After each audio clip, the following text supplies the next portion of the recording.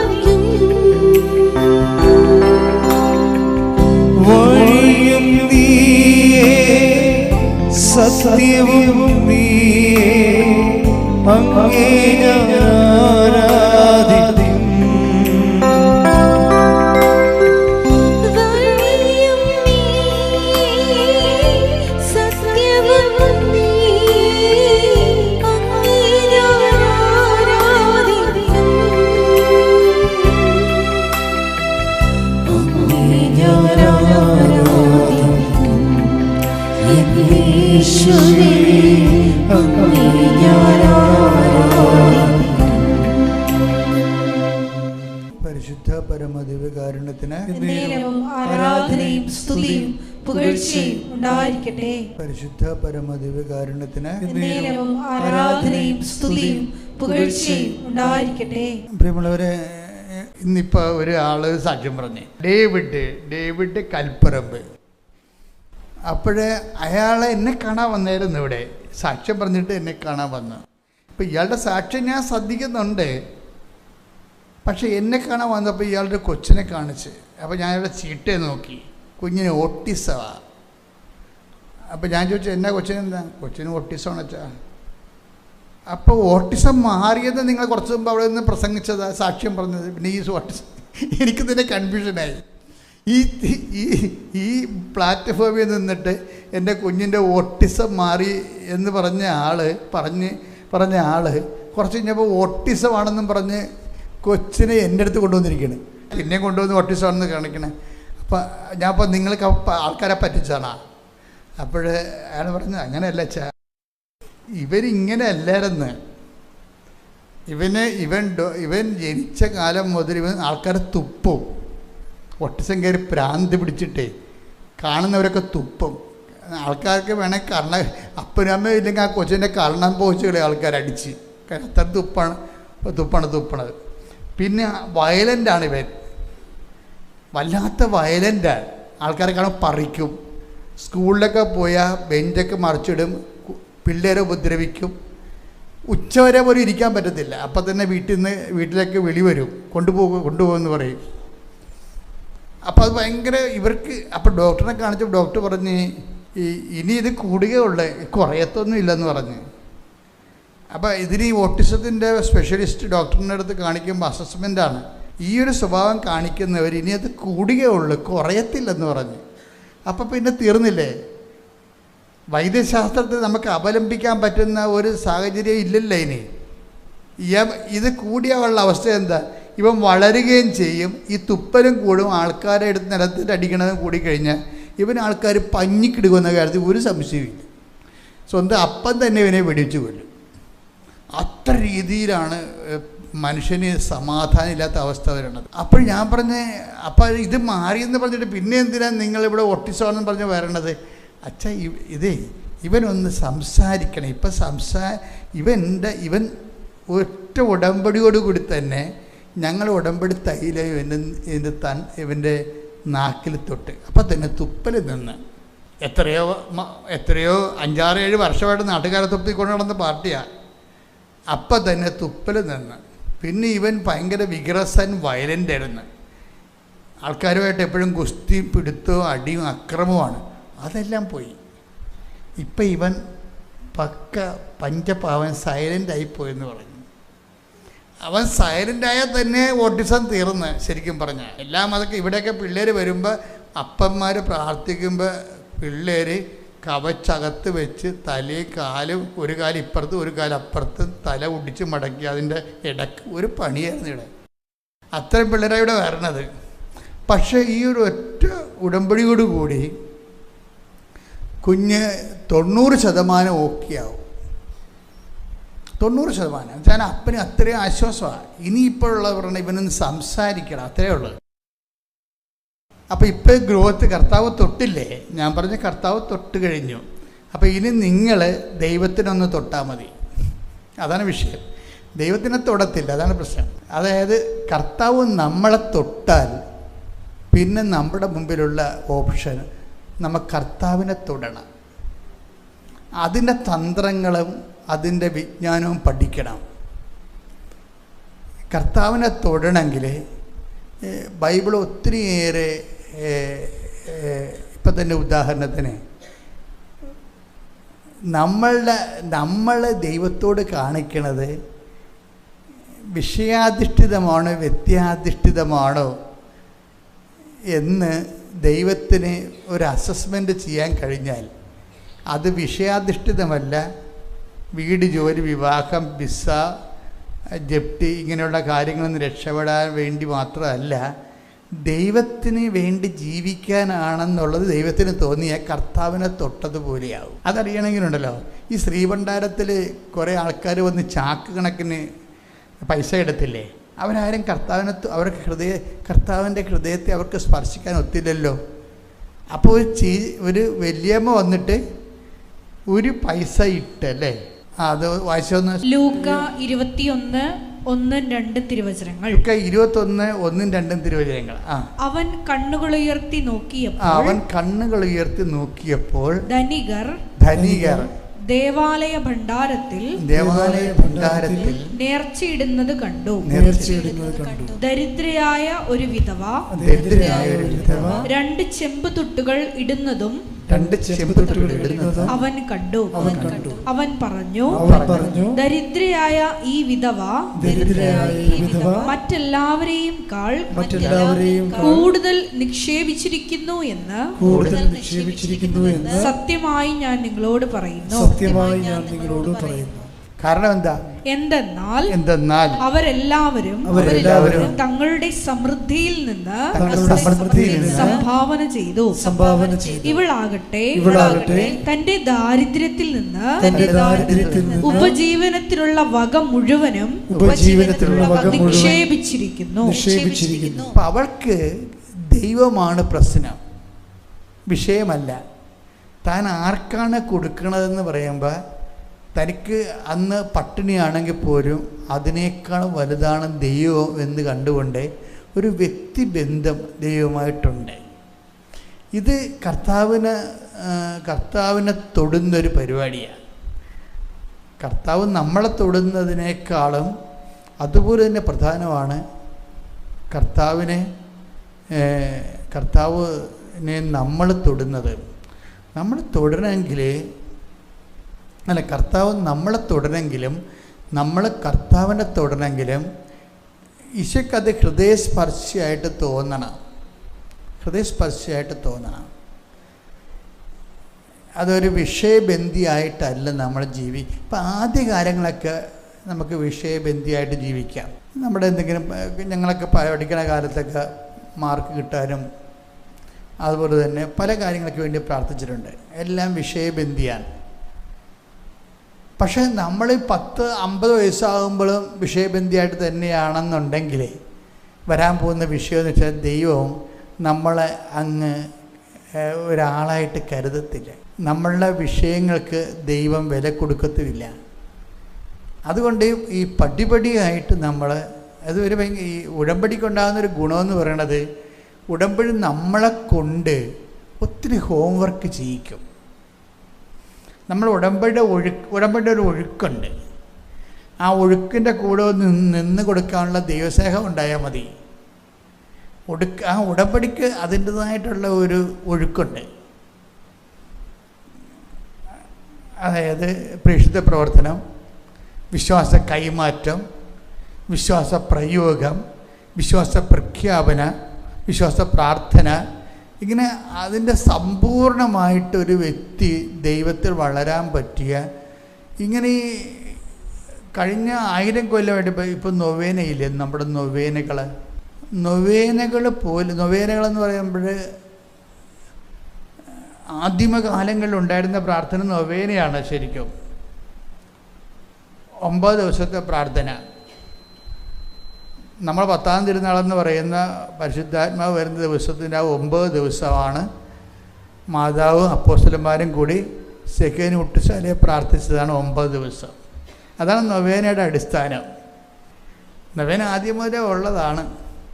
പിന്നീട് നമുക്കൊരു 12-ാം നൂറ്റാണ്ടൊക്കെ വന്നപ്പോൾ അപ്പാരിഷൻസൊക്കെ വന്നില്ലേ, കുറേ അപ്പാരിഷൻസ് വന്ന്. ഇപ്പം കൃപാസനം ഇപ്പം നിങ്ങൾ വന്നിരിക്കണത് എന്തുകൊണ്ടാണ്? ഇതൊരു ധ്യാന കേന്ദ്രമായതുകൊണ്ട് തീർത്ഥാടന കേന്ദ്രം. ഇത് ധ്യാന കേന്ദ്രമല്ല, തീർത്ഥാടന കേന്ദ്രമല്ല, ഇത് പ്രത്യക്ഷീകരണ സന്നിധാനമാണ്. 2004 ഡിസംബർ 7-ാം തീയതി പരിശുദ്ധ അമ്മ ഉച്ചയ്ക്ക് 2:30 മണിക്ക് ഇവിടെ ആരാധന ഇതുവരെ എഴുന്നള്ളിയിരിക്കുമ്പോൾ സമയഘടികാരം നെഞ്ചിൽ ചാർത്തി ഇവിടെയാണ് പ്രത്യക്ഷപ്പെട്ടത്. എന്നിട്ട് ദുരന്തമുണ്ടാകാൻ പോണ്, പ്രാർത്ഥിക്കണമെന്ന് പറഞ്ഞു. അത് 10 കൊല്ലം ഞങ്ങൾ പ്രൈവറ്റായിട്ടാണ് പ്രാർത്ഥിച്ചത്. 10 കൊല്ലം കഴിഞ്ഞപ്പോൾ വേറെ ഒരു പ്രത്യക്ഷീകരണം ഉണ്ടായി. 10 കൊല്ലം 2004 കഴിഞ്ഞ് 2014 ആയപ്പോൾ 2011 വേറെ ഒരു പ്രത്യക്ഷീകരണം ഉണ്ടായി. ഇസ്രയേലിൽ പോയപ്പോൾ ഇസ്രയേലിലെ അമ്മയുടെ എല്ലാ സ്ഥലങ്ങളിലും ഒരു കറുത്ത കൊന്തയുമായി നടന്ന് ഞാൻ ഇസ്രയേലും മുഴുവൻ അമ്മയുടെ സ്ഥലങ്ങളിലെല്ലാം തീർത്ഥയാത്രയായി പോയി പ്രാർത്ഥിച്ച്. എല്ലാ സ്ഥലങ്ങളിലും മുട്ടിയെന്ന് തന്നെയാണ് പ്രാർത്ഥിച്ചത്. 10 ദിവസം എടുത്ത് പ്രാർത്ഥിച്ച ആ പ്രാർത്ഥനയ്ക്ക്. അപ്പോൾ എനിക്ക് വേറെ എൻ്റെ കൂടെ 10-30 പേരുണ്ടെങ്കിലും ഞാൻ ആരെയും മൈൻഡ് ചെയ്തില്ല. അപ്പം വിജയകുമാർ എൻ്റെ കൂടെ ഉണ്ടായിരുന്നു. പക്ഷേ അദ്ദേഹത്തിൻ്റെ രീതി പ്രാർത്ഥിക്കും. ഞാൻ സെലക്റ്റീവ് പ്രെയറായിരുന്നു. ഞാൻ ഈശോ ജ്ഞാനസ്ഥാന സ്ഥലത്ത് ചെന്ന് മുട്ടുകുത്തി വെള്ളത്തിലിറങ്ങി വിശ്വാസ പ്രമാണം ചൊല്ലി, പിന്നെ ഈശോയുടെ കുരിശിൻ്റെ വഴികളിലെല്ലാം പോയി പാഷൻ കൊന്ത ചൊല്ലി, പീഡാനുഭവ കൊന്ത ചൊല്ലി, പിന്നെ ഈശോ അമ്മ ഉണ്ടായിരുന്ന നസ്രത്ത് വീട്ടിൽ പോയി 3 മണിക്കൂർ ഇരുന്ന് അമ്മയുടെ അടുക്കളയിൽ ഇരുന്ന് പ്രാർത്ഥിച്ച്. നസ്രത്തിൽ കഴിഞ്ഞ കൊല്ലം പോയപ്പോഴും നസ്രത്തിൽ പോയി. അപ്പം നസ്രത്തിലെ അമ്മയ്ക്ക് മംഗളവാർത്ത കൊടുത്ത ആ വലിയ പള്ളിയുടെ അകത്ത് നിലവറയിൽ ഒരു എത്യോപ്യക്കാരൻ ഒരു ബ്ലാക്ക് ഉണ്ടായിരുന്നു. അദ്ദേഹം ഒരു ബ്രദറാണ്. അപ്പം ഞങ്ങൾ ചെല്ലുമ്പോൾ അദ്ദേഹം അവിടെ കസ്റ്റോഡിയനായിട്ട് ഉണ്ടായിരുന്നു. അപ്പോൾ എൻ്റെ കൂടെ ഉണ്ടായിരുന്ന അച്ഛൻ പറഞ്ഞ് ഇദ്ദേഹമാണ് എൻ്റെ കസ്റ്റോഡിയൻ എന്ന് വെച്ച് കഴിഞ്ഞാൽ മാതാവ് അമ്മയ്ക്ക് മംഗളവാർത്ത കിട്ടി. മാലാഖ ഗബ്രിയേൽ ദൂതൻ അമ്മയോട് സംസാരിച്ചു. അപ്പോൾ ഇതാ കർത്താവിൻ്റെ ദാസി നിൻ്റെ വചനം പോലെ എന്നിൽ നിറവേറട്ടെ എന്ന് പറഞ്ഞ ഒരു സ്ഥലമുണ്ട്. അത് അത് നിലവറയിലാണ്. ആ ദേവാലയത്തിൻ്റെ നിലവറക്ക് വേറെ പൂട്ട് വെച്ചിരിക്കുകയാണ്. അതൊരു എത്യോപ്യക്കാരൻ്റെ കയ്യിലാണ് സഭ താക്കോൽ കൊടുത്തിരിക്കുന്നത്. അപ്പം ഞങ്ങൾ ചെല്ലുമ്പോൾ ഞാൻ രാത്രി പ്രാർത്ഥിച്ചാണ് ചെന്നത്. നഷ്ടത്തിൽ രാത്രി കിടന്നുറങ്ങിയിട്ട് രാവിലെ അമ്മയുടെ വീട്ടിൽ പോവുകയാണ് ചെയ്തത്. അപ്പോൾ പോയപ്പോൾ ഈ എത്യോപ്യക്കാരൻ അന്ന് അവിടെ ഉണ്ട്. ഇപ്പോൾ എൻ്റെ കൂടെ ഉണ്ടായിരുന്ന തോമസ് അച്ഛൻ പറഞ്ഞ് ഇത് ധ്യാനഗുരുവാണ്, യോപ്പായിലും ടെല്ലവീവിലും ധ്യാനിപ്പിക്കാൻ വേണ്ടി മലയാളത്തിൽ നിന്ന് വന്നതാണ്. ഈ നിലവറ തുറന്ന് അച്ഛൻ അമ്മയുടെ ഒരാളാണ്. ഈ നിലവറ വന്ന് അച്ഛനെ തുറന്നു കൊടുക്കുമെന്ന് ചോദിച്ചപ്പോൾ എത്യോപ്യക്കാരൻ ഭയങ്കര സന്തോഷമായിട്ട് എനിക്ക് തുറന്നു തന്ന് മംഗളവാർത്തയുടെ സ്ഥലം. അപ്പോൾ ഞാൻ മംഗളവാർത്തയുടെ സ്ഥലത്തേക്ക് താഴേക്ക് ഇറങ്ങി ചെന്നപ്പോഴുണ്ട് അവിടെ അവിടെ എഴുതി വെച്ചിട്ടുണ്ട് ഒരു ലത്തീൻ പദമാണ്. അതായത് ഹിക്ക് വെർബും കാരും എസ്ത്. ഇവിടെയാണ് വചനം മാംസമായി. എൻ്റെ അമ്മ ഇത് വായിക്കുക എൻ്റെ കണ്ണ് നിറഞ്ഞു പോയി. ഞാനവിടെ ഇങ്ങനെ ഐസ് ഉരുകിയ പോലെ അങ്ങനെ നിന്ന് മുട്ടേ നിന്ന് എന്നിട്ട് വിറച്ച് ഞാൻ ഈ കല്ലേ തൊട്ടു. ഇവിടെയാണ് വചനം മാംസമായത്. വിശ്വാസത്തിൻ്റെ സത്യങ്ങളെ നമ്മൾക്കൊന്ന് തൊടാൻ കഴിയുമ്പോൾ തന്നെ പരിശുദ്ധാത്മാവ് നമ്മുടെ വിശ്വാസത്തിൻ്റെ തോതനുസരിച്ച് നമ്മളിങ്ങോട്ട് ആവശിച്ച് പിടിക്കും. ഞാൻ പുറത്തിറങ്ങിയിട്ട് സംസാരിക്കാൻ പറ്റിയില്ല. കാര്യം നിങ്ങളുടെ ജീവിതത്തിൽ എപ്പോഴെങ്കിലുമൊക്കെ യഥാർത്ഥ ദൈവാനുഭവത്തിലേക്ക് വരണം മക്കളെ. അല്ല ഓരോരോ കാര്യത്തിന് വേണ്ടി നമ്മൾ ഈ പിള്ളേർ പപ്പങ്ങ കുത്തിയിടുന്ന പോലെ അനുഗ്രഹം കുത്തിയിട്ട് എന്നിട്ട് തന്നതിന് കൊള്ളാം, തരാത്തതിന് മോന്തം കയറ്റി അവർക്ക് കൊടുത്ത് അവർ കാനഡയിൽ പോയി, ഞാനിപ്പോൾ ഇവിടെ നിൽക്കുകയാണെന്നൊക്കെ പറഞ്ഞ് അളിഞ്ഞ മോന്തമായിട്ട് ഇങ്ങനെ പെയ്തും പെരുക്കിയും പിച്ചും പേയും പറഞ്ഞ് ചെവി ചെമ്പരത്തിയും വെച്ചുകൊണ്ട് ഗതി കിട്ടാ പ്രേതം പോലെ എന്തുമാത്രം ക്രിസ്ത്യാനികളാണ് നടക്കണമെങ്കിൽ നാണം ഉണ്ടെങ്കിൽ നിങ്ങൾ ദൈവത്തെ അന്വേഷിക്കുക. ഇനിയെങ്കിലും എൻ്റെ ദൈവത്തെ അന്വേഷിക്കുക. അപ്പം ബാക്കിയുള്ളതെല്ലാം നമ്മൾ ദൈവത്തെയാണ് അന്വേഷിക്കണമെന്ന് തോന്നിയാൽ അത് ഞാൻ 10 ദിവസങ്ങൾ ധ്യാനം നടത്തിയില്ലേ. 10 ദിവസങ്ങളിൽ അമ്മയുടെ അടുക്കളയിൽ പോയിരുന്നു. അപ്പോൾ പണ്ടത്തെ 2000 കൊല്ലം മുമ്പുള്ള അടുപ്പുണ്ട്, അമ്മ വെള്ളം കോരിയ കുഞ്ഞ് കിണറുണ്ട്, അതെല്ലാം സൂക്ഷിച്ചു വെച്ചിട്ടുണ്ട്. ഞാൻ എൻ്റെ അരികിൽ പോയിരുന്ന് കൊന്തയിലേക്ക് 1.5 മണിക്കൂർ എല്ലാവരും ഓരോ കാഴ്ച കണ്ട് നടക്കുമ്പോൾ ഞാൻ പോകാതെ ഇവിടെ ഇരുന്ന് കൊന്തയിലേക്ക്. എന്താ കാര്യം? അമ്മ അന്നത്തെ അത്തികടയും ചപ്പാത്തി റൊട്ടിയൊക്കെ ഉണ്ടാക്കി ഉണ്ണീശോയുടെ വായി വെച്ച് കൊടുത്ത സ്ഥലമാണത്. അപ്പോൾ അവിടെ ഔസേപ്പിതാവും ഇരുന്നിട്ടുള്ള സ്ഥലമാണ്. അപ്പം ഞാൻ അവിടെ പോയിരുന്ന് കൊന്തയില്ലേ. അപ്പോൾ ഇതിങ്ങനെ ഇരിക്കുമ്പോൾ നമുക്കുണ്ടാകുന്ന വിഷയം, നമ്മുടെ ആത്മാവിൻ്റെ കൈകൾ കൊണ്ട് ദൈവത്തെ തൊടുകയാണ് വിശ്വാസത്താൽ. അപ്പം നമ്മൾ പറയും നമുക്കൊന്നും വേണ്ട, ദൈവത്തെ മതിയെന്ന് പറയും. നമുക്കൊന്നും വേണ്ട എന്ന് ദൈവം. അപ്പം അതിങ്ങോട്ട് തിരിച്ചു വരുമ്പോൾ, അടുക്കളയിൽ നിന്ന് തിരിച്ചു വരുമ്പോൾ അമ്മ മരിച്ചു കിടക്കുന്ന ഒരു രൂപം അവിടെ 10,000 മെഴുകുതിരി കത്തിച്ച് വെച്ച് അതിൻ്റെ നടുക്ക് അമ്മ ഇങ്ങനെ മരിച്ചു കിടക്കണ ഭയങ്കരമായ ദിവ്യരൂപമാണത്. നമ്മൾ കണ്ടെടുക്കാതെ ഇങ്ങനെ നോക്കി നിൽക്കുമോ. അവിടെ നിന്ന് നമ്മൾ ഉടലോടെ എടുക്കപ്പെടുകയാണ്. അപ്പോൾ ഇതൊക്കെ കണ്ട് പ്രാർത്ഥിച്ചൊക്കെ ഞാൻ ഈജിപ്തിലോട്ട് പോയി. രാത്രിയായപ്പോൾ ഒരു 3 മണി, ഞാനൊരു കെയ്റോ ഹോട്ടലിൽ ഉറങ്ങുകയാണ്. 3 മണിയായപ്പോൾ ഈ അമ്മ തന്നെ ഒരു 3-4 പേരുടെ അകമ്പടി കൂടി രാജകീയമായിട്ട് ഇങ്ങോട്ട് വരണ കാണാം. വന്ന വരവേ അപ്പോൾ എനിക്കെൻ്റെ കണ്ണ് തുറന്നിട്ടുണ്ട്.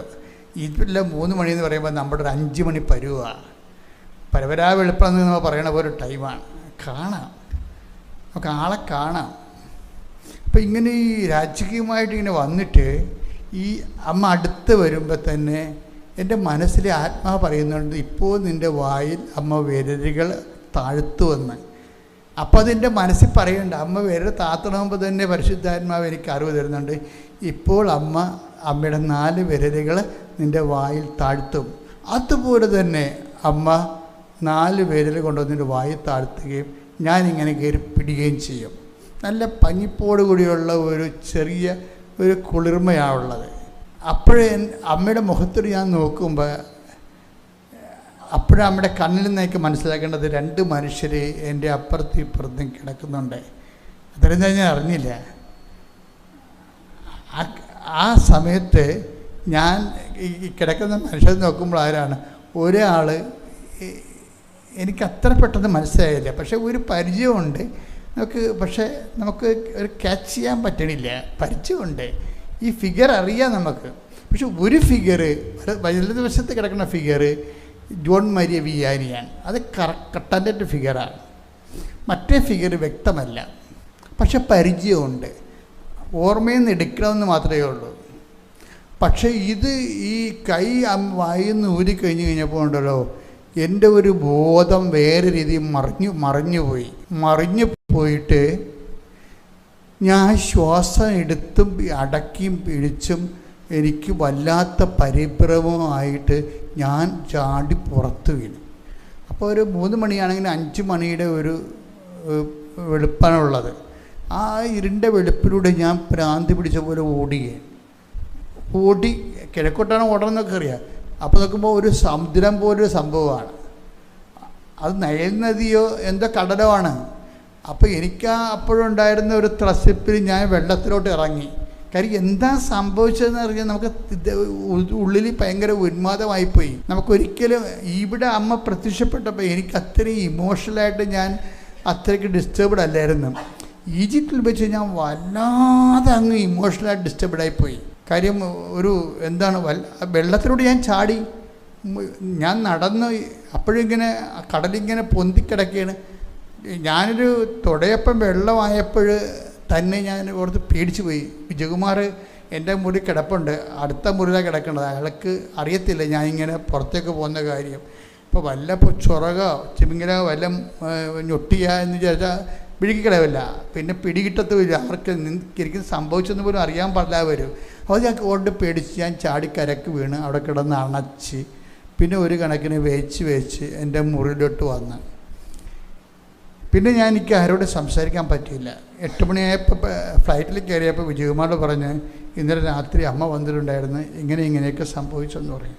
പുള്ളിക്ക് ഇങ്ങനെ സങ്കടമായി. കാര്യം എൻ്റെ ഒപ്പം പ്രാർത്ഥിച്ച ആളാണ്. പുള്ളിക്ക് അമ്മ കണ്ടില്ല, അതുകൊണ്ട് പുള്ളിയുള്ള ഒരു സങ്കടമാത്ര. പക്ഷെ എനിക്ക് വേറൊരു സംഭവം അറിയാമായിരുന്നു. ആ വായി കൈയിട്ടതിന് എന്തോ ഒരു എന്തോ ഒരു മെസ്സേജ് ഉണ്ടെന്നറിയാമായിരുന്നു. അപ്പം ഞാൻ അമ്പലപ്പുഴ പള്ളി ഇരിക്കുകയാണ്. ഞാൻ നാട്ടിലെത്തിയതിന് ശേഷം ഞാനതിൻ്റെ മേട ക്ലോസ് ചെയ്തിട്ട് ഞാൻ 1 മണിക്കൂർ കൊന്തയില്ലേ. കൊന്ത എന്തിടും ഞാൻ എന്താണ് അമ്മേ രാത്രി സംഭവിച്ചത്, വായിൽ എന്തൊക്കെ ആയിട്ടെൻ്റെ അർത്ഥം എന്താണെന്ന് ചോദിക്കാൻ വേണ്ടി ബൈബിൾ ഓപ്പൺ ചെയ്ത്. അപ്പോഴാണ് അവരുടെ പ്രസംഗങ്ങളെ അവൻ അടയാളങ്ങൾ കൊണ്ട് സ്ഥിരീകരിക്കുമെന്നാണ്. അപ്പോൾ എനിക്ക് മനസ്സിലായി ആ പ്രസംഗങ്ങളെ അടയാളങ്ങൾ കൊണ്ട്. ഇപ്പം ഇന്നീ കാണുന്ന അടയാളങ്ങളെല്ലാം എന്താ സംഭവം, അന്ന് നടന്നത് 2011 നടന്ന സംഭവമാണ്. അപ്പോൾ ഈ പ്രസംഗങ്ങളെ അടയാളങ്ങൾ കൊണ്ട് സ്ഥിരീകരിക്കുമെന്ന് പറഞ്ഞതിന് ശേഷം ആണ് ഈ കൃപാസനം ഇങ്ങനെ മാറാൻ തുടങ്ങിയത്. വല്ലാത്ത രീതിയിൽ മാറാൻ തുടങ്ങിയത്. അടയാളങ്ങളോടുകൂടി തന്നെ ആൾക്കാർക്ക് ദൈവത്തെ അനുഭവിക്കുന്നൊരു ഇടമായിട്ടിത് മാറി. അത് അങ്ങനെ മാറിയതല്ല, അതിന് വേറെയും ചരിത്രമുണ്ട്.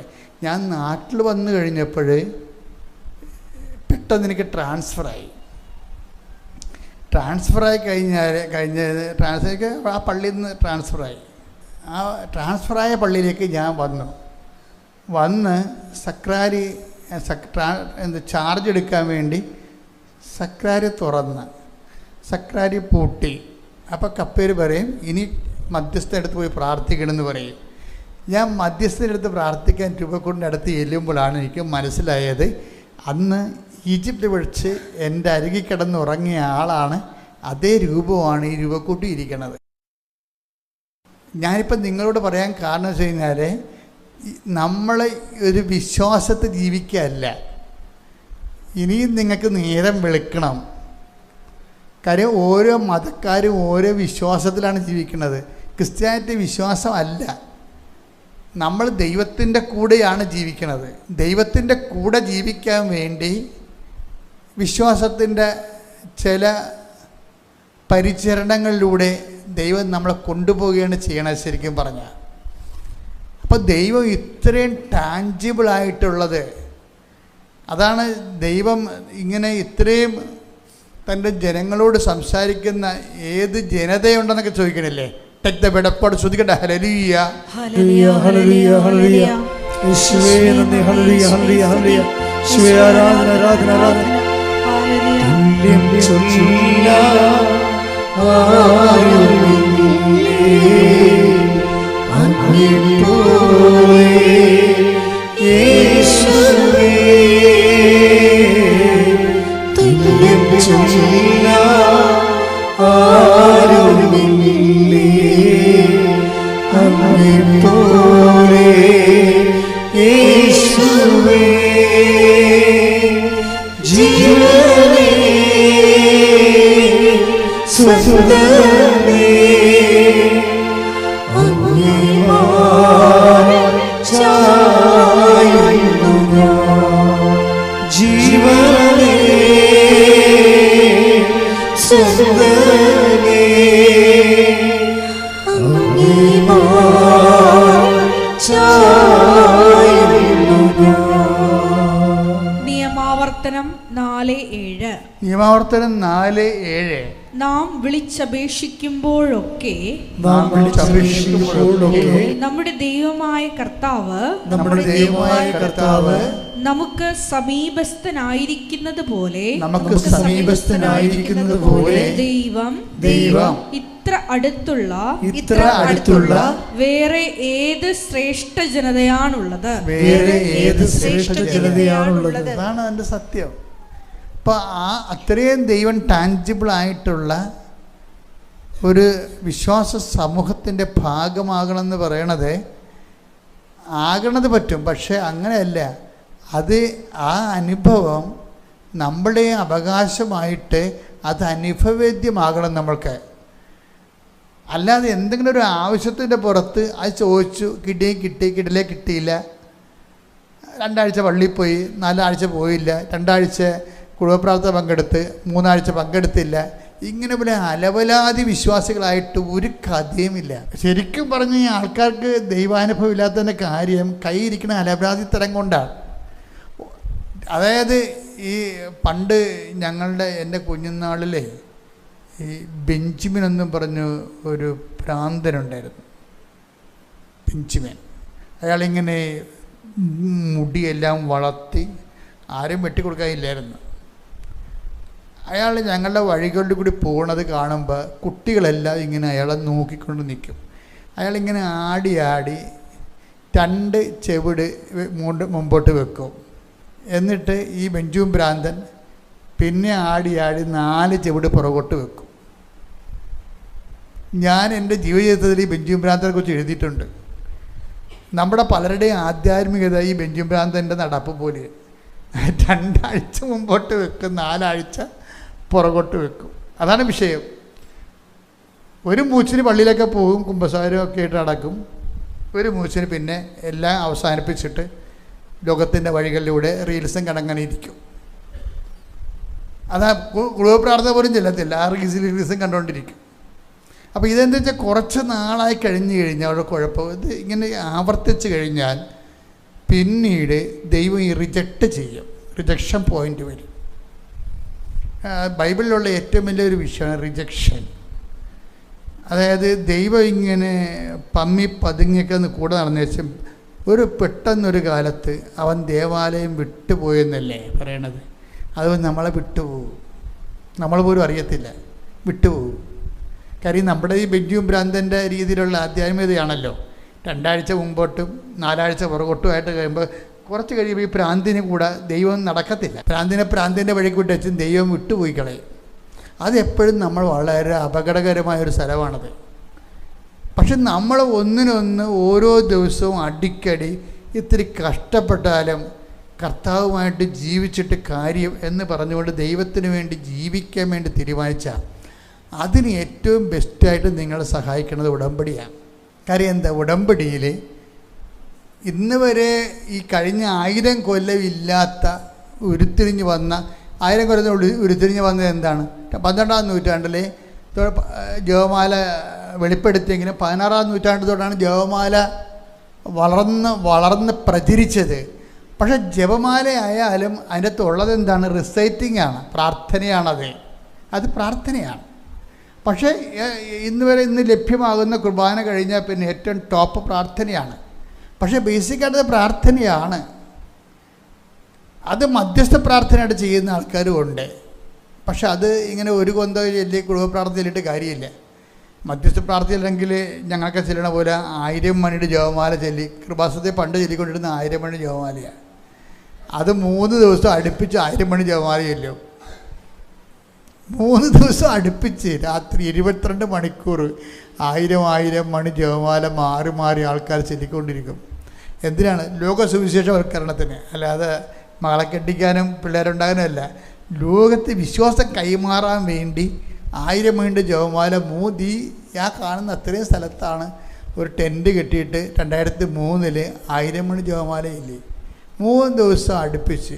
അങ്ങനെ ഒരു സെക്ഷനിൽ ഒരു വർഷം മുഴുവനും ചൊല്ലി. ആ 2003 മൊത്തം ചൊല്ലി. 2003 ഒക്ടോബർ 25-ാം തീയതി വരെയാണ് ചൊല്ലിയത്. 2002 ഒക്ടോബർ തൊട്ട് 2003 ഒക്ടോബർ വരെയാണ് 25-ാം തീയതി വരെ ചൊല്ലി. ഒരു കൊല്ലം മുഴുവൻ ചൊല്ലി. അപ്പം പിന്നെ ഒക്ടോബർ, നവംബർ, ഡിസംബർ ആയപ്പോൾ അമ്മ പ്രത്യക്ഷപ്പെട്ടു. ഈ ദൈവം പ്രത്യക്ഷപ്പെടും, ഒരു പ്രശ്നവുമില്ല. നമ്മൾ വിശ്വാസം സത്യസന്ധമാണെന്ന് തോന്നിയാൽ മതി. ദൈവത്തിന് വിശ്വാസം സത്യസന്ധമാണ്, പിന്നെ ദൈവത്തിന് വേണ്ടിയാണെന്ന് തോന്നണം.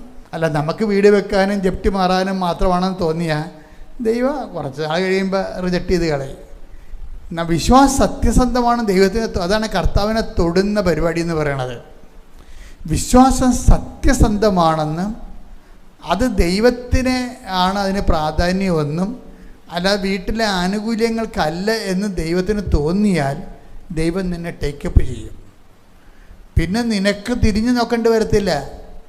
നിൻ്റെ എല്ലാ വിഷയങ്ങളുടെ പേരും കർത്താവ് തീരുമാനം എടുക്കും. മൈന്യൂട്ട് കാര്യങ്ങളെപ്പോലും കർത്താവ് സംസാരിക്കും. ഇപ്പം ഞാൻ സമയത്ത് ഞാൻ ഓർക്കുകയും, അതായത് നമ്മൾ വിശ്വാസത്തെ വളർച്ച അനുസരിച്ച് നമ്മൾ ദൈവാനുഭവത്തിൻ്റെ പുതിയ ചോദ്യങ്ങൾ ചോദിച്ചാണ് വിശ്വാസത്തിൽ വളരണത്. ഇപ്പം അപ്പോസ്തലന്മാരെ ഒരു കർത്താവ് വഞ്ചിയിൽ ഉറങ്ങിക്കിടന്നൊരു സ്ഥലമില്ലേ, അപ്പം ചില സമയത്തൊക്കെ ദൈവം ഇങ്ങനെ ഉറങ്ങിക്കിടക്കണ പോലെ കാണിക്കും. പക്ഷെ അപ്പോൾ അപ്പോസ്തലന്മാർ പറയണത് എന്താ? നീ ഗവനിക്കണില്ലേ, ഞങ്ങൾ നശിക്കാൻ പോകുന്നു, നീ ഗവനിക്കുന്നില്ലേ എന്ന് ചോദിക്കുമ്പോൾ കർത്താവ് ഉണർന്നിട്ട് കാറ്റിനെ ശാസിച്ചുകൊണ്ട് കടലിനോട് അടങ്ങാൻ പറയുമ്പോൾ അപ്പോസ്തലന്മാർ ഈ ശാന്തത കണ്ടിട്ട് ചോദിക്കണ ചോദ്യം എന്താണ്? ഇവൻ ആരാണ് കാറ്റും കടലും പോലും ഇവനെ അനുസരിക്കുന്നല്ലോ. അപ്പം അനുഭവങ്ങളിലൂടെയാണ് ആത്മീയത വളരണത്.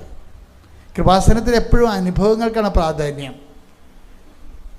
അതായത് ഐഡിയൽ സെറ്റിൻ്റെ പ്രാക്ടീസ്, നമുക്കുള്ളൊരു വിശ്വാസത്തെ നമ്മൾ പ്രയോഗത്തിലേക്ക് സെറ്റ് ചെയ്യും.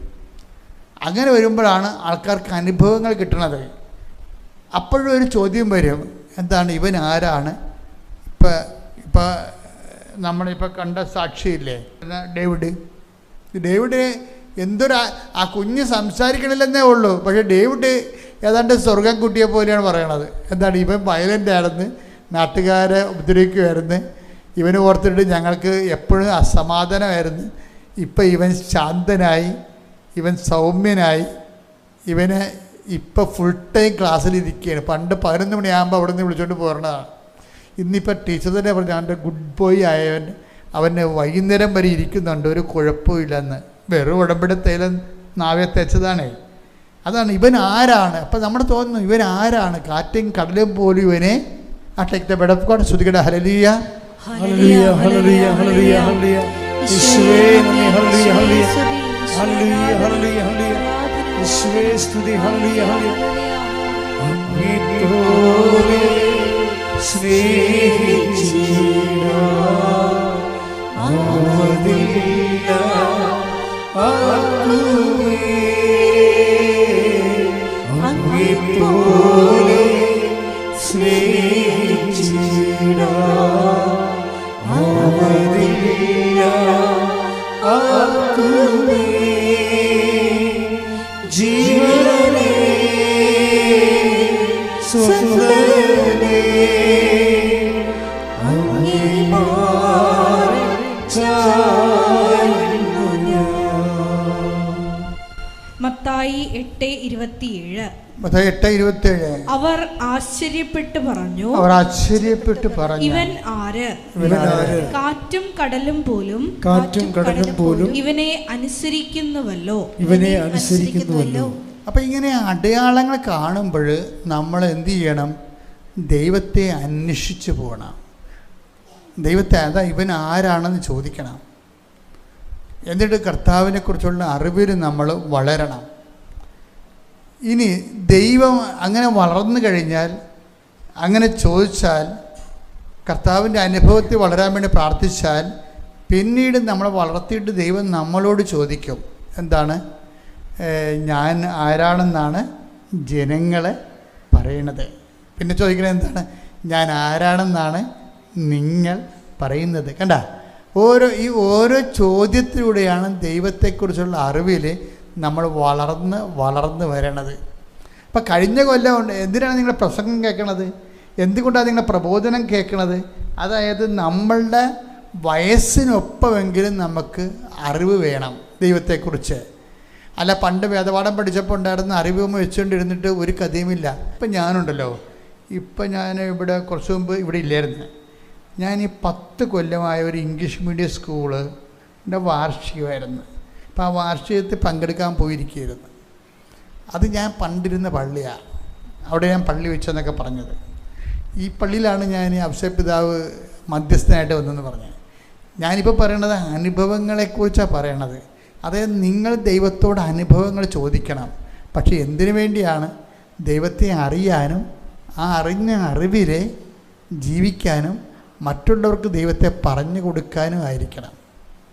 നിങ്ങൾ ദൈവത്തോട് ചോദിക്കണം. കാര്യം അപ്പോൾ അന്ന് ഞാൻ ഈ പള്ളി വെച്ച് കഴിഞ്ഞപ്പോഴുണ്ടല്ലോ, ഇപ്പം ഞങ്ങളുടെ ഇടവകയിൽ മഠവുമില്ല, ഒരു സ്ഥാപനവും ഇല്ല, സ്ഥാപനവുമില്ല, സ്കൂളൊന്നുമില്ല. അപ്പം ഞാൻ ഉടനെ എനിക്ക് പോകാനുള്ള സമയമായി. ഒരു കൊല്ലമേ ഉള്ളൂ എനിക്ക് അവിടുന്ന് പോകാൻ. ഈ ഒരു കൊല്ലത്തിനുള്ളിൽ ഒരു മഠവും വേണം, സ്ഥാപനവും ഉണ്ടാകണം. അപ്പം ഞങ്ങളെന്ത് ചെയ്ത്, ഞങ്ങൾ ജപമാല ചൊല്ലി, ഒരു മാസം മുഴുവൻ ജപമാല ചൊല്ലി. CCR സിസ്റ്റർ എന്നെ കാണാൻ വന്നിട്ട് പറഞ്ഞു, ഞങ്ങൾക്കൊരു കോൺവെൻറ്റ് സ്ഥാപിക്കണം, അച്ഛൻ അതിനെ സഹായിക്കണം. അപ്പം ഞാൻ പിന്നെ അവിടെ കൂടെ പോയി കുറേ സ്ഥലങ്ങൾ കണ്ടുപിടിച്ച് ഒരു 3 ഏക്കർ സ്ഥലം വാങ്ങിച്ച് ഞങ്ങളപ്പം തന്നെ കോൺവെൻറ്റ് സ്ഥാപിച്ച് കഴിഞ്ഞപ്പോൾ തന്നെ അതിൻ്റെ ഒപ്പം തന്നെ ഞാൻ ആ ഒരു കൊല്ലം കൊണ്ട് സ്കൂളുമായി, ഒരു കൊല്ലം കൊണ്ട് കോൺവെൻറ്റ്. അപ്പോൾ ഇതെല്ലാം ദൈവത്തിൻ്റെ കയ്യിലുണ്ട്. നമ്മൾ ദൈവത്തെ അറിയണത് ദൈവത്തിന് വേണ്ടി കൂടിയാകണം. അല്ലാതെ നമ്മുടെ കുടുംബത്തിന് വേണ്ടി മാത്രമായാൽ നമുക്ക് ദൈവം നമ്മളൊക്കെ ഇൻട്രാക്ട് ചെയ്യത്തില്ല. എല്ലാ ആൾക്കാർക്കും പറ്റണ ഏറ്റവും വലിയ അബദ്ധം അതാണ്. ദൈവത്തെ അറിയണം. എന്തിനാണ് അറിയണത്? അവരെ മകളുടെ കാര്യം. ഇന്നലെ 76 വയസ്സുള്ള വല്യമ്മ എന്നെ കാണാൻ പറഞ്ഞു. ഞാൻ പറഞ്ഞു, വല്യമ്മക്ക് ഉടമ്പടി ചീട്ട് തന്ന ആളെ ഞാൻ വെടിവെച്ച് കൊല്ലുമെന്ന് പറഞ്ഞു. ഈ 76 വയസ്സുകാരൻ എന്ത് ഉടമ്പടി ചെയ്യാനാണ്? പറ്റിപ്പാണ്. അതിന് ഇവരെന്താ പറയണത്? പേരക്കിടാങ്ങളുടെ കാര്യം. അപ്പം ഞാൻ ഈ പേരക്കിടാങ്ങളുടെ തള്ളേന്ത് ചെയ്യും? അവളവിടെ ഉണ്ട്. അവൾക്കൊന്നും നേരെയില്ല. ഈ വല്യമ്മ 76 വയസ്സുള്ള വല്യമ്മ 10 കൊടുക്കത്തില്ല. ഉടമ്പടിയുടെ കാര്യം ഇവിടെ വന്ന് ചീട്ടും മേടിച്ച് അച്ഛനെ കാണാൻ വേണ്ടിയാണ് ഈ കളി മുഴുവൻ കളിച്ചു കൂട്ടുന്നത്. അപ്പോൾ ഇങ്ങനെ പോയാൽ 75 90 വയസ്സ് ജീവിച്ചിട്ടും കാര്യമില്ല. ദൈവത്തിന് തോന്നണം, ദൈവത്തിന് വേണ്ടി കൂടിയാണ് നമ്മൾ ജീവിക്കണമെന്ന്. ദൈവത്തിന് വേണ്ടി കൂടിയാണ് ജീവിക്കണമെന്ന് തോന്നിയാൽ ദൈവം പിന്നെ നമ്മളെ വിട്ടു പോകത്തില്ല. ഇങ്ങനെ വരാൻ ഒരു സ്ഥലമാണ് ഈ കൃപാസനം എന്ന് പറയണത്. കൃപാസനത്തിൻ്റെ ആധ്യാത്മികത എന്ന് പറഞ്ഞാൽ കരിസ്മാറ്റിക് ആധ്യാത്മികത ഒന്നുമല്ല. ഇതിൻ്റെ ആധ്യാത്മികത എന്ന് പറയുന്നത് ടാഞ്ചിബിളായിട്ടുള്ള ദൈവത്തിന് വേണ്ടി ജീവിക്കാൻ ആഗ്രഹിക്കുന്ന ദൈവത്തിൻ്റെ പ്രേക്ഷിതരും മിഷണറിമാരായിട്ടുള്ളവരെ ട്രെയിൻ ചെയ്യുന്ന സ്ഥലമാണിത്. അങ്ങനെ മിഷറിയായിട്ട് ചെയ്ത് ദൈവത്തിന് തോന്നിയാൽ ദൈവം നമ്മളെ വിട്ടുപോരത്തില്ല. കാര്യം ഞാൻ ആ പള്ളി വെച്ച് തീർന്നപ്പോൾ 1 കോടി, അന്ന് എനിക്കധികം കാശായില്ല, പക്ഷേ ഇപ്പോഴൊക്കെ 3-4 കോടിയൊക്കെ രൂപ അതിൽ. എനിക്ക് 1,25,00,000 രൂപയുള്ള ആ പള്ളി വെക്കാൻ. പക്ഷെ അത് ഞങ്ങൾക്ക് കിട്ടാൻ പാടായിരുന്നു. കാര്യം ഞങ്ങൾക്ക് 10-75 വീട്ടുകാരേ ഉള്ളൂ, 125 വീട്ടുകാരേ ഉള്ളൂ. അപ്പം അതിൽ നിന്ന് എക്സ്ക്യൂസ് ചെയ്തെടുക്കണം, ഭയങ്കര പാടായിരുന്ന വിഷയം. അപ്പം അത് എങ്കിലും നടന്ന കാര്യങ്ങൾ. അത് കഴിഞ്ഞപ്പോൾ എനിക്ക് വേറെ കുറേ റിസേർച്ചും പഠനങ്ങളൊക്കെ ഉണ്ട്. സഭയുടെ സാംസ്കാരിക കലാപേതരങ്ങളെക്കുറിച്ചുള്ള പഠനങ്ങളൊക്കെ ഉണ്ട്. അപ്പോൾ ഞാൻ എൻസൈക്ലോപ്പീഡിയൊക്കെ എഴുതിയിട്ടുണ്ട്. അപ്പോൾ എനിക്കതിന് ഡോക്ടറേറ്റ് കിട്ടി മധുര യൂണിവേഴ്സിറ്റിയിൽ നിന്ന്. അത് മധുര യൂണിവേഴ്സിറ്റി അല്ല, അതൊരു ഇൻ്റർനാഷണൽ തമിഴ് യൂണിവേഴ്സിറ്റിയാണ്, ഓണററി ഡോക്ടറേറ്റ്. അപ്പോൾ അത് മധുരയിൽ നിന്നാണ് കിട്ടുന്നത്. ഞാൻ മധുരയിൽ വാങ്ങിക്കാൻ പോയി. ആ ഡോക്ടറേറ്റ് അവിടെ വെച്ച് തന്നതിന് ശേഷം അപ്പോൾ ഞാൻ തന്നെ ഇതായിപ്പോയി. അതായത് ഈ പള്ളി പണി കഴിഞ്ഞതിന് ശേഷം അമ്മ പള്ളി പണിതതിനൊരു സമ്മാനം പോലെ ഈ ഡോക്ടറേറ്റ് തരണത്.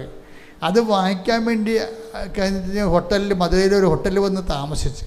ഞാൻ വിജയകുമാറും തങ്കച്ചനും സണ്ണി എല്ലാവരുണ്ട്. അപ്പോൾ ഞങ്ങളുടെ നിന്ന് ജവമാല ചൊല്ലി രാത്രി. കാര്യം എങ്ങനെയൊക്കെയാണ് ഇവിടം വരെ എത്തിയത്? ഇങ്ങനെ എയർ ലിഫ്റ്റ് ചെയ്യണ പോലെയാണ് പോണതേ. അത് അമ്മ ഇങ്ങനെ പൊക്കിക്കൊണ്ട് നടക്കും, ഇങ്ങനെ പൊക്കിക്കൊണ്ട് നടക്കും. അല്ലെ പിന്നെ ഡോക്ടറൊക്കെ തരുക. ഞാൻ ചെയ്ത വർക്ക് നല്ലതാണ്, 17 കൊല്ലം ചെയ്തതാണ്. പക്ഷേ അത് കറക്റ്റ് പ്ലേസ്മെൻറ്റിൽ കൊണ്ടുപോയി ഡോക്ടറേറ്റ് തന്ന്. അപ്പം ഞാൻ പറഞ്ഞു, അമ്മയാണ് ഇവിടം വരെ കൊണ്ടുവന്നത്. ഇനി അടുത്ത് അമ്മയുടെ ഒരു പള്ളി ഈ നാട്ടിൽ എവിടെയാണ് ഉള്ളത്, അവിടെ പോയി അമ്മയെ കാണാതെ നമ്മൾ നാട്ടിൽ പോകരുതെന്ന് പറഞ്ഞു. അപ്പോൾ വിജയകുമാർ എന്നോട് പറഞ്ഞ് വാടിപ്പെട്ടി പോയാൽ മതി, മധുരയിൽ നിന്ന് 30 കിലോമീറ്ററേ ഉള്ളൂ. ഞാൻ വാടിപ്പെട്ടി ചെന്ന് അവിടം വരെ ജവമാല എലിയാണ് ചെല്ലണത്. പക്ഷേ വാടിപ്പെട്ടി ചെന്നപ്പോൾ ഞാൻ ഫെയിൻ്റായിപ്പോയി. ശരീരം ഉച്ചി മുതൽ താഴേക്ക് തളർന്നു പോയി, കയറാൻ പറ്റിയില്ല. ഇവരെല്ലാം കയറി നേർച്ചയിട്ട് എന്നോട് പറഞ്ഞ് കയറുന്നില്ലെന്ന് വെച്ചാൽ പറഞ്ഞ്. അപ്പോൾ എൻ്റെ മനസ്സിൽ അമ്മ എന്നോട് പറഞ്ഞ് ഇവിടെ കയറേണ്ട കാര്യമില്ലെന്ന് പറഞ്ഞു.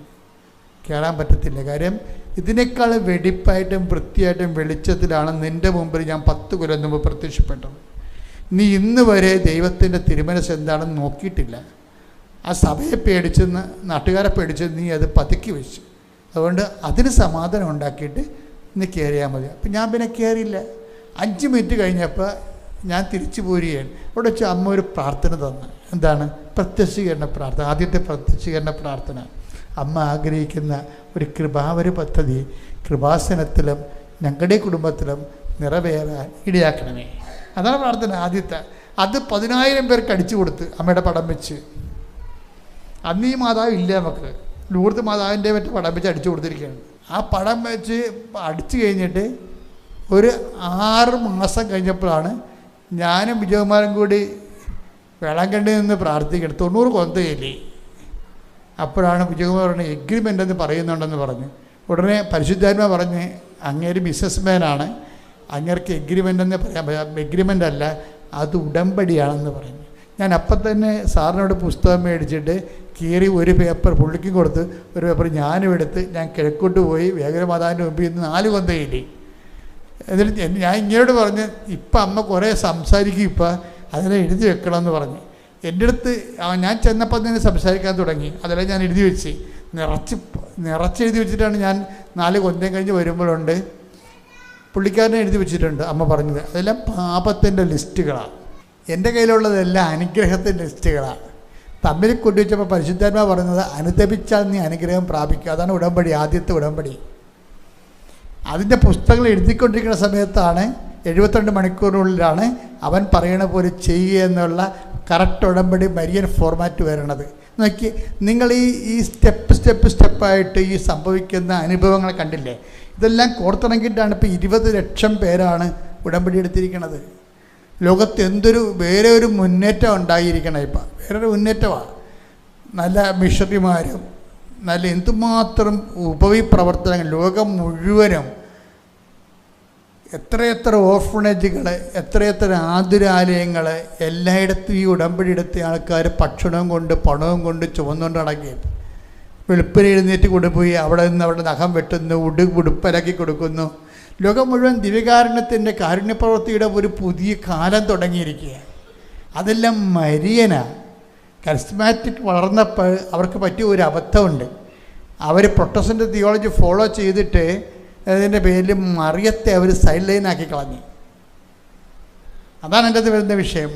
അമ്മയെക്കുറിച്ച് അവർ ആദ്യം പറയത്തില്ല, അവസാനം മേമ്പൊടിക്കൊരു ക്ലാസ്സൊക്കെ പറയുമെന്നല്ലാതെ അവർ പിന്നെ ഈ പ്രാർത്ഥനയിടക്ക് ഒന്ന് സൂചിപ്പിക്കുന്നല്ലാതെ മരിയൻ ബേസ് ചെയ്തിട്ട് ദൈവം ഉണ്ടാക്കിയ രക്ഷാകര പദ്ധതിയെക്കുറിച്ച് അവർ സൈലൻ്റ് ആയിരുന്നു. അതിൻ്റെ ഭവിഷ്യത്ത് കേരള സഭയ്ക്ക് ഉണ്ടായിട്ടുണ്ട്. ഒത്തിരി പേര് യഥാർത്ഥ സഭ വിട്ടുപോയി ഇടയായിട്ടുണ്ട്.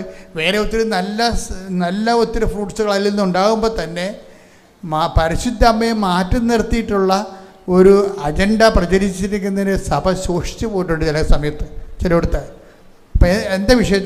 അതിനെല്ലാം പരിഹാരമായിട്ടാണ് മരിയൻ ഉടമ്പടി വരണത്. പുതിയ കാലത്ത് പുതിയ മിഷണറിമാരെ സൃഷ്ടിച്ചുകൊണ്ട് പുതിയ തരത്തിലുള്ള വിശ്വാസ കൈമാറ്റവും സുവിശേഷ സാക്ഷീകരണവും. അതുകൊണ്ട് തന്നെ ഇതിൻ്റെ ഓരോ ഭാഗങ്ങളും നിങ്ങൾ പഠിച്ച് ഇന്ന് ലോകത്ത് നടക്കുന്ന മാറ്റങ്ങളും ദൈവത്തെ മനസ്സിലാക്കാനും അനുഭവിക്കാനും ആഴപ്പെടാനും വേണ്ടിയുള്ള ഇതിൻ്റെ അകത്തുള്ള ഫോർമുലകൾ മനസ്സിലാക്കിയിട്ട് ആഴമുള്ള ഈടുള്ള ഒരു ക്രൈസ്തവ വ്യക്തിത്വമായി വികസിച്ചു വരാൻ ദൈവം നമ്മളെ സഹായിക്കട്ടെ. ശ്രദ്ധിക്കട്ടെ. ഹല്ലേലൂയ.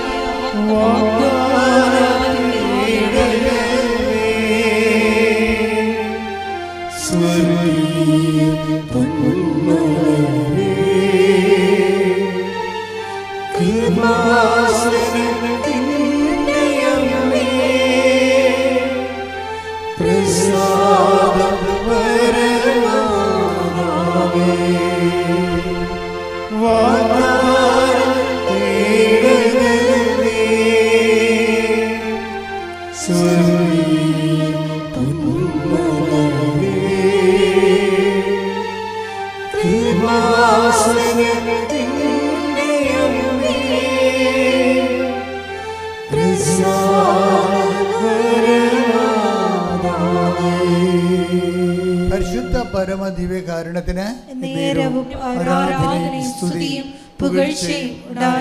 യേശു അനുഭവങ്ങളിൽ നമ്മൾ ആദ്യം കണ്ടത് ഇവൻ ആരാണ്? കാറ്റും കടലും പോലും ഇവനെ അനുസരിക്കുന്നല്ലോ. ഇനി ആ അനുഭവങ്ങളൊരു അടിസ്ഥാന അനുഭവങ്ങളിൽ നിന്ന് പിന്നീട് ജനങ്ങളുടെ അനുഭവങ്ങളിലേക്ക് സുവിശേഷം നമ്മുടെ ശ്രദ്ധയിൽ കൊണ്ടുവരുന്നുണ്ട്. ഞാൻ ആരാണെന്നാണ് ജനങ്ങൾ പറയുന്നത്. 10:16-13 യേശു കേസറിയ ഫിലിപ്പി പ്രദേശത്ത് എത്തിയപ്പോൾ ശിഷ്യന്മാരോട് ചോദിച്ചു, മനുഷ്യപുത്രൻ ആരെന്നാണ് ജനങ്ങൾ പറയുന്നത്? അവർ പറഞ്ഞു, ചിലർ സ്നാപയോഹന്നാൻ എന്നും മറ്റു ചിലർ ഏലിയ എന്നും വേറെ ചിലർ ജെറമിയ അല്ലെങ്കിൽ പ്രവാചകന്മാരിൽ ഒരുവനെന്നും പറയുന്നു. അപ്പൊ ജനങ്ങൾ അന്ന് പോലെ പറയുന്നത് പ്രവാചകന്മാരിൽ ഒരുവനെന്നാ പറയണത്. ഇത് ശരിക്കും പറഞ്ഞാൽ നമ്മളും ചിലപ്പോൾ അറിയാതെ ഡയലൂട്ടായിട്ട് ജനങ്ങളെപ്പോലെ പല അവതാരങ്ങളിൽ ഒരാളാണ് യേശു എന്നുള്ള ധാരണ വരും. സഭയെ തന്നെ ചില പുരോഹിതന്മാരുടെ സംസാരം കേട്ടതൊക്കെ മനസ്സിലാകും ഇവർ യേശുവിനെ ഏകരക്ഷകനായിട്ട് ആന്തരികമായിട്ട് ബോധ്യപ്പെടാതെയാണ് ചുമ്മാ സംസാരിക്കുക. ഇതും ശരിയല്ലേ എന്ന് ചോദിച്ചുകൊണ്ട് ഇവർക്ക് ഇരുട്ടിത്തപ്പണം നമുക്ക് കാണാം. പക്ഷേ വിശ്വാസി ഒരിക്കലും ഇരുട്ടിത്തപ്പരുത്. അവിടെ വെച്ച് നിങ്ങൾക്ക് യേശുവിനെ നഷ്ടപ്പെടും.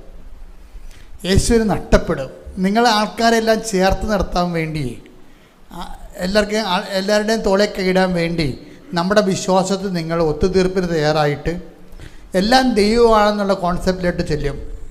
ആര് ദൈവമായാലും നമുക്ക് പ്രശ്നമില്ല, നമുക്ക് കിട്ടിയാൽ മതി എന്നുള്ള ഭൗതിക ജീവികൾ എപ്പോഴും കർത്താവിനെ തെറ്റിദ്ധരിച്ചിട്ട് മറ്റുള്ളവരുമായിട്ട് ഒത്തുതീർപ്പിന് തയ്യാറാകും. വിശ്വാസിയുടെ ഏറ്റവും വലിയ വിഷയം ദാർശനികമായ ഒത്തുതീർപ്പാണ്. പ്രായോഗിക ദാർശനികമായ ഒത്തുതീർപ്പെന്ന് പറയുന്നത് പ്രാക്ടിക്കൽ എത്തൈസം എന്ന് പറയും. ദാർശനികമായിട്ട് അതും ശരിയാണ് ഇതും ശരിയാണ് അതുപോലൊരു അവതാരം യേശു എന്നൊക്കെ പറഞ്ഞാൽ നീ ഒരു കാലത്ത് ഇരുട്ട് യഥാർത്ഥ യേശുവിനെ നിനക്ക് കിട്ടത്തില്ല. കാരണം നീ ഇരുട്ടിലാണ്. പലരും യേശുവിനെക്കുറിച്ച് പലതും പറയും. അത് അവരുടെ അജ്ഞതയെന്ന് എഴുതി തള്ളിയാൽ മതി. പക്ഷേ you should have your own firm convictions about who is Jesus Christ. ആരാണ് ജീസു എന്ന് നിനക്ക് ഒരു ബോധം ഉണ്ടാകണം. അതുകൊണ്ട് ഈശോ ചോദിക്കുന്ന ഒരു ചോദ്യമുണ്ട്, who do you say that I am? എടുത്ത് ശ്രുതികട ഹല്ലേലൂയ. മത്തായി 16:15. മത്തായി 16:15. അവൻ അവരോട് ചോദിച്ചു, എന്നാൽ ഞാൻ ആരെന്നാണ് നിങ്ങൾ പറയുന്നത്? അതാണ് വിഷയം.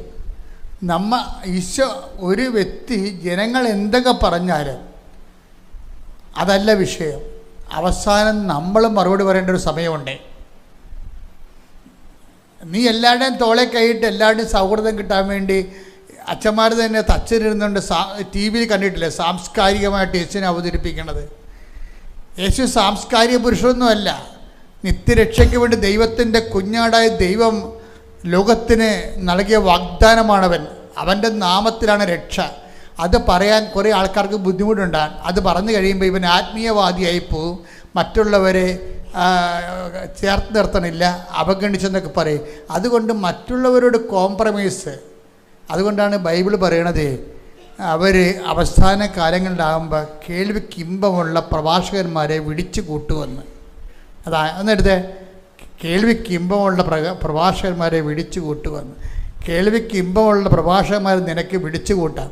പക്ഷേ നീ ക്രിസ്തുവിനെ ഒഴിവാക്കാൻ നോക്കിയാൽ അതൊക്കെ 10 മിനിറ്റ് മുമ്പ് ക്രിസ്തു നിന്നെ ഒഴിവാക്കിയിരിക്കും. കാര്യം എന്താണ്? നീ ക്രിസ്തുവിനുള്ളവനല്ല. ബൈബിള് മനുഷ്യനെ രണ്ടായിട്ട് തിരിക്കുന്നുണ്ട്, ക്രിസ്തുവിനുള്ളവനും ക്രിസ്തുവിന് ഇല്ലാത്തവനും. Take the word of God. 2 Timotheos 4:3. ജനങ്ങൾ ഉത്തമമായ പ്രബോധനത്തിൽ സഹിഷ്ണുത കാണിക്കാത്ത കാലം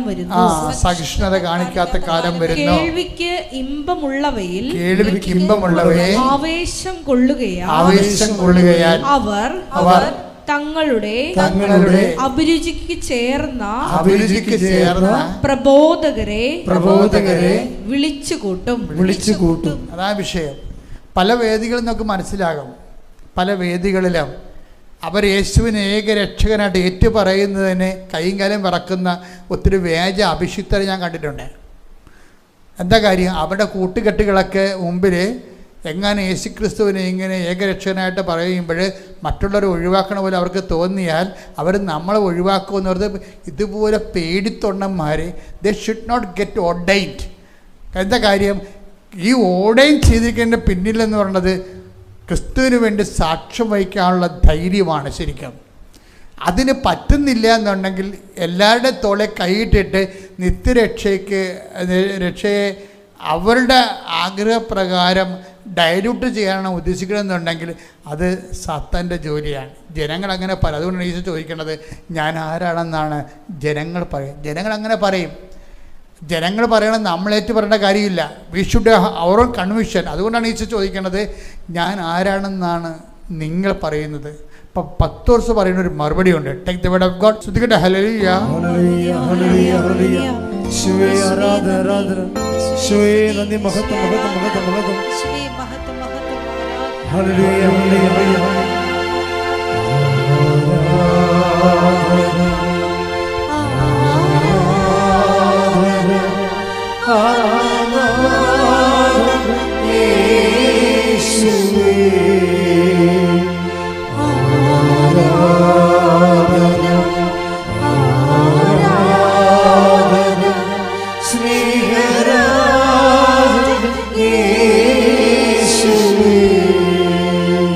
മത്തായി 16:16. ശിമയോൻ പത്രോസ് പറഞ്ഞു, നീ ജീവനുള്ള ദൈവത്തിന്റെ പുത്രനായ ക്രിസ്തുവാണ്. നീ ജീവനുള്ള ദൈവത്തിന്റെ പുത്രനായ ക്രിസ്തുവാണ്. ക്രിസ്തു എന്ന് പറയുമ്പോൾ എന്താണ്? അഭിഷിക്തൻ. അഭിഷിക്തൻ എന്ന് പറയുമ്പോൾ എന്താണ്? മിശിഹ. മിശിഹ എന്ന് പറയുമ്പോൾ എന്താണ്? മനുഷ്യൻ്റെ പാപത്തിന് വേണ്ടി പരിഹാരം ചെയ്താൽ ദൈവത്തെ പ്രസാദിപ്പിക്കാൻ കഴിയുമെന്നുള്ള രീതിയിൽ ദൈവം ബലിവസ്തുവായിട്ട്, രക്ഷാകര ബലിവസ്തുവായിട്ട് ദൈവം അംഗീകാര മുദ്ര ചാർത്തി അഭിഷേകം ചെയ്യുന്ന ആളിൻ്റെ പേരാണ് ക്രിസ്തു. അങ്ങനെ ഒരാൾ മാത്രമേ ഉള്ളൂ. രണ്ട് ക്രിസ്തു ഇല്ല, രണ്ട് ദൈവമില്ല, അങ്ങനെ ഒരാൾ മാത്രമേ ഉള്ളൂ. അതുകൊണ്ട് you are Christ the son of the living God. നീ ജീവനുള്ള ദൈവത്തിൻ്റെ പുത്രനായ ക്രിസ്തുവാണെന്ന് പറയും. അപ്പം ക്രിസ്തു എന്ന് പറയുന്നത് വീണ്ടെടുപ്പുകാരനാണ്, നമ്മുടെ പാപത്തിന് പരിഹാരം ചെയ്തവനാണ്. അവനെൻ്റെ പേര് രക്ഷകനെന്ന് പറയും നമ്മൾ. അപ്പോൾ അത് ഏക രക്ഷകനാണ്, അല്ല പല രക്ഷകന്മാരൊന്നുമില്ല. ഇവിടെ പല കോൺസ്പിറസിയിലും വരണത് എന്താണ്, പല രക്ഷകന്മാരെന്ന് പറയും. അപ്പോൾ മറ്റുള്ളവരെ അക്കോമഡേറ്റ് ചെയ്യാൻ വേണ്ടി എന്താണ്, ആൾക്കാരുമായിട്ട് ഒരു ഐക്യം ഉണ്ടാക്കാൻ വേണ്ടിയും ക്രിസ്തുവിനെ മാറ്റി നിർത്തിക്കൊണ്ട് മാനുഷികമായ മതേതര ഐക്യം ഉണ്ടാക്കാനുള്ള വ്യാജ കൂട്ടുകെട്ടുകളും അതുപോലെയുള്ള പ്രവർത്തനങ്ങളും ഈ കാലഘട്ടത്തിൻ്റെ ഒരു ബാധ്യതയാണ് ശരിക്കും പറഞ്ഞാൽ. അതിൻ്റെ കാരണം വെച്ച് കഴിഞ്ഞാൽ ഈ ലോകത്തിലെ മനുഷ്യ സാഹോദര്യത്തിൻ്റെ പേരിൽ ക്രിസ്തുവിനെ പുറത്ത് നിർത്തിക്കൊണ്ട് മനുഷ്യന്മാരുടെ ഇടയിൽ ഒരു സാഹോദര്യം ഉണ്ടാക്കുന്ന ഉദ്ദേശം സഭയുടേതല്ല.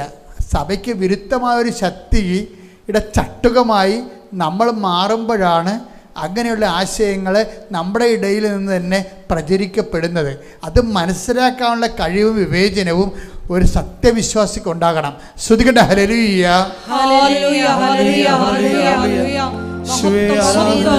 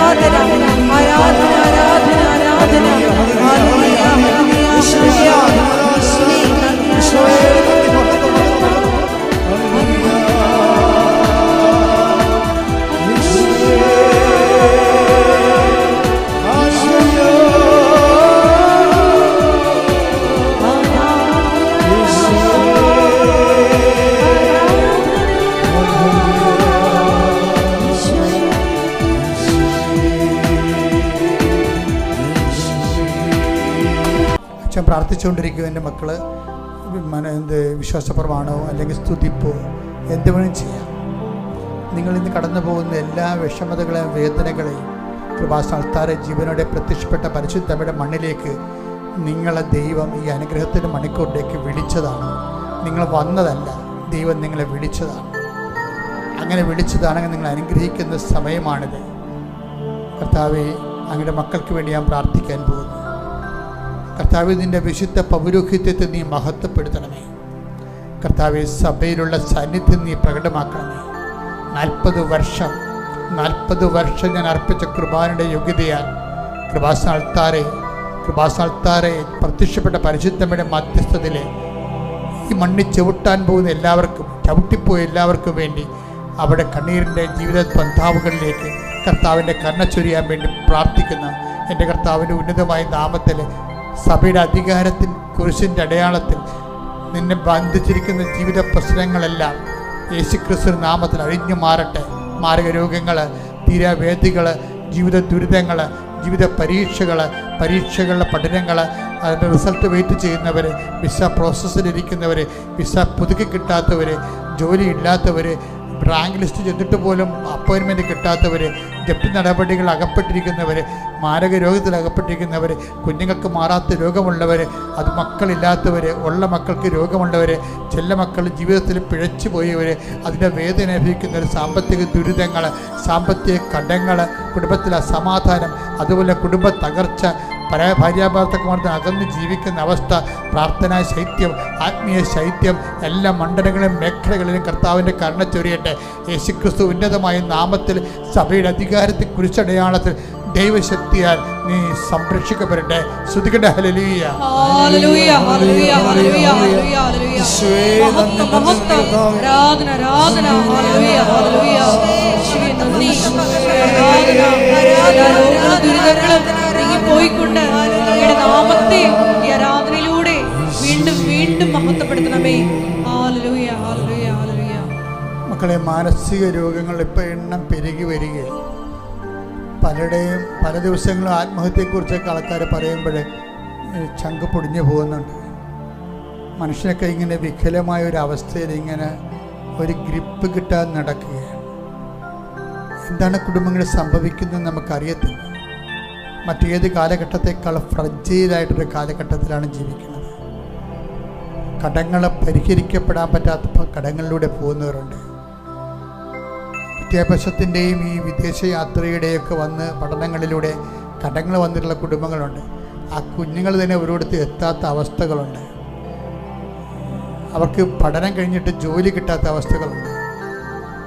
അതെല്ലാം സമർപ്പിച്ചുകൊണ്ട് പ്രാർത്ഥിക്കുന്ന സമയം ഇപ്പോഴും വീണ്ടും പുതിയ പുതിയ ജോലിക്ക് പോകാൻ ഉദ്ദേശിക്കുന്നവരും അതിനുവേണ്ടി പണം മുടക്കിയവരും പണം കൊടുത്തവരും പണം കിട്ടാത്തവരും പണം പറ്റിക്കപ്പെട്ടവരും അങ്ങനെ വ്യത്യസ്തമായ മേഖലകളിൽ കണ്ണീര് കുടിക്കുന്നവർ കർത്താവിൻ്റെ കൃപയും മാതാവിൻ്റെ മധ്യസ്ഥത്തിൽ ഏറ്റെടുപ്പുണ്ടാകാൻ വേണ്ടി ശ്രുതികട്ടെ. ഹല്ലേലൂയ, ഹല്ലേലൂയ, ഹല്ലേലൂയ, ഹല്ലേലൂയ, ഹല്ലേലൂയ. ഹല്ലേലൂയ, ഹല്ലേലൂയ, ഹല്ലേലൂയ. മഹത്വം, മഹത്വം, ആരാധന, ആരാധന.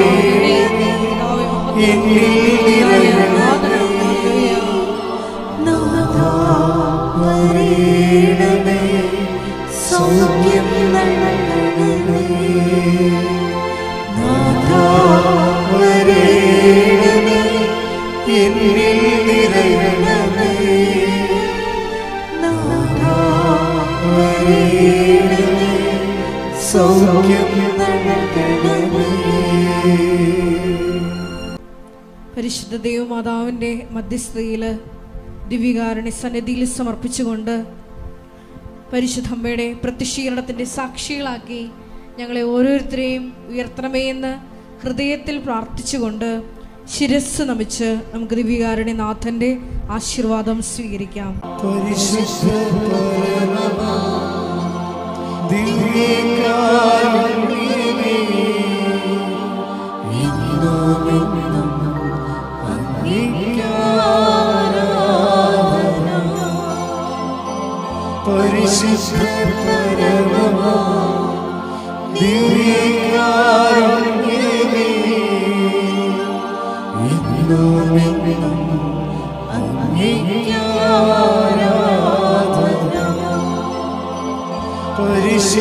പരമമാ ദിവ്യകാരുണ്യമേ, എന്നുമെന്നും